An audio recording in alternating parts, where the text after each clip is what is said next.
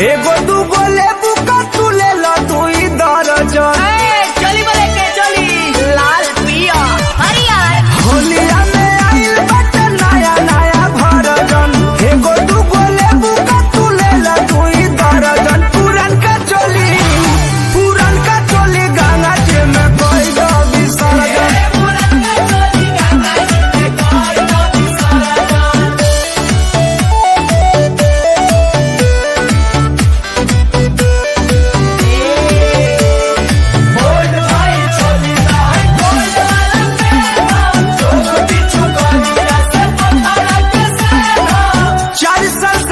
चोली पेन्हा तारू चाप के बानी हैरान कैसे रखो तारू ढाप के। चली बोले के चली किया तू सट के देखो फिरिए भौजी किया फर बाट ले एगो बा फिरिए भौजी। झुक देख यार पर होई नहीं दर्शन गजबे डिजाइन गजबे करसन। पुरन का चोली गंगा जी में कोई दो विसर्जन।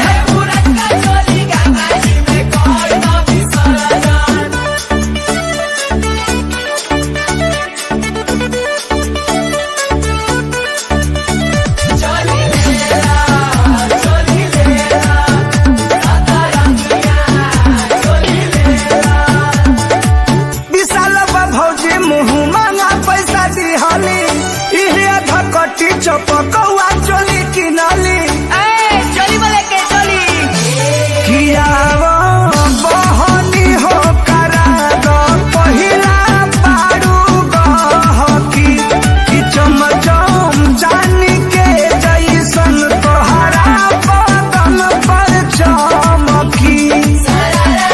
कहेले आकाश बुलेट तू कर जन भैया के कमाई खाली बक्सा में धर जन। पुरन का चोली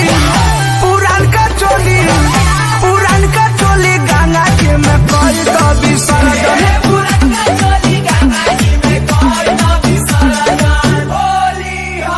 हेलो गाइस, अगर आपको हमारी डांस वीडियो अच्छी लगी हो तो ज़्यादा से ज़्यादा लाइक सब्सक्राइब और शेयर करें।